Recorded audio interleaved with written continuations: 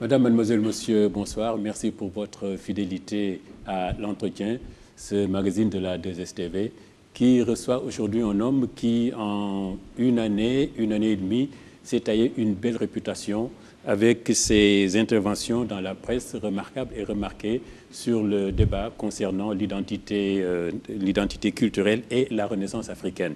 Cet homme est Louis-Alphonse Sarr. Il est aussi poète.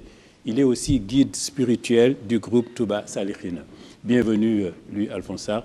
J'avais envie de dire d'ailleurs, peut-être qu'il est avant tout guide spirituel du groupe Touba Salihine. Qu'est-ce que c'est exactement ce groupe? Merci, M. Khan.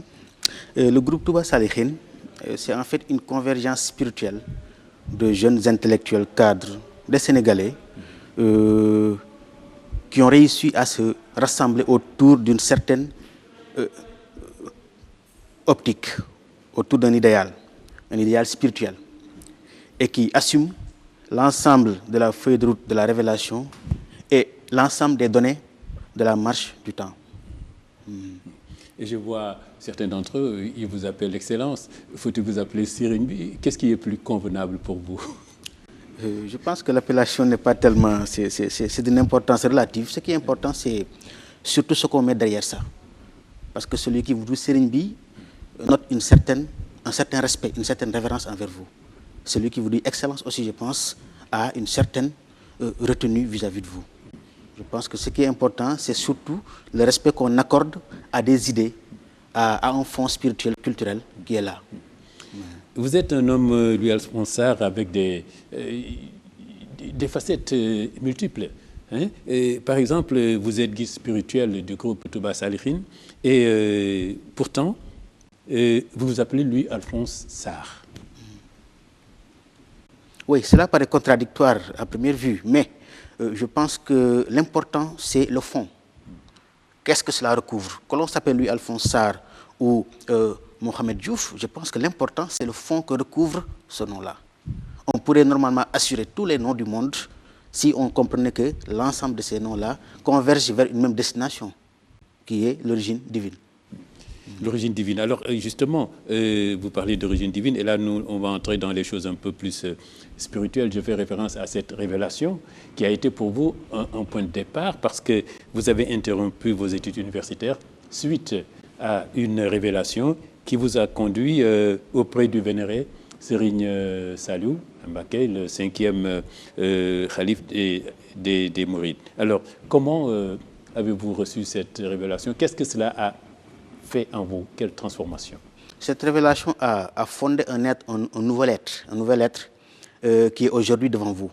Ce nouvel être était appelé dans sa vie passée, entre guillemets, à accepter tout ce qu'on lui enseignait à l'université et au lycée. À partir du moment où la révélation est advenue, le nouvel être a été obligé de divorcer d'avec non seulement le contenu de l'enseignement universitaire, mais avec la forme même de cet enseignement-là. Ce qui fait que c'est une remise en question radicale de ce qu'on nous a proposé dans le fond et dans la forme au niveau de l'enseignement que l'on reçoit. Donc cette révélation a été... alors, vous a fait renoncer à tout, même à votre... vous avez un métier, hein, vous avez été en Égypte, vous êtes de profession gestionnaire de mutuelles, d'épargne et de crédit. C'est un renoncement à tout, tourner le dos à tout? Oui, il fallait. Ça a provoqué. Dans un premier temps, il fallait faire un choix parce qu'il y avait un choc. C'était un choix cornélien, il fallait choisir entre ce qui venait d'arriver et ce qui était déjà là. Et comme ce qui venait d'arriver était beaucoup plus important de porter comme en profondeur, il fallait choisir ce qui venait d'arriver. Et ce qui venait d'arriver maintenant, c'est la révélation dans sa globalité. Et qui assume en même temps les facettes d'une vie antérieure et celles d'une vie à venir. C'est ça qu'on m'a proposé en fait. Oui. Voilà, donc le choix n'a pas été tellement difficile. Ah oui. Il est vrai qu'on me l'a imposé parce que c'est au prix de sacrifices, de pleurs, de larmes et tout. Mais c'est par la suite qu'on se rend compte que ce choix-là, il est beaucoup plus global, beaucoup plus heureux qu'on ne l'ait jamais imaginé. J'imagine la perturbation que ça fait. D'ailleurs, cette révélation, c'est sous quelle forme c'est venu? Était-ce un rêve? Était-ce par curiosité, savoir? Plus qu'un rêve, c'était des salves, c'était d'une violence extraordinaire. Je me rappelle le jour où j'ai abandonné l'université, j'étais avec un camarade, nous étions en train de faire un examen.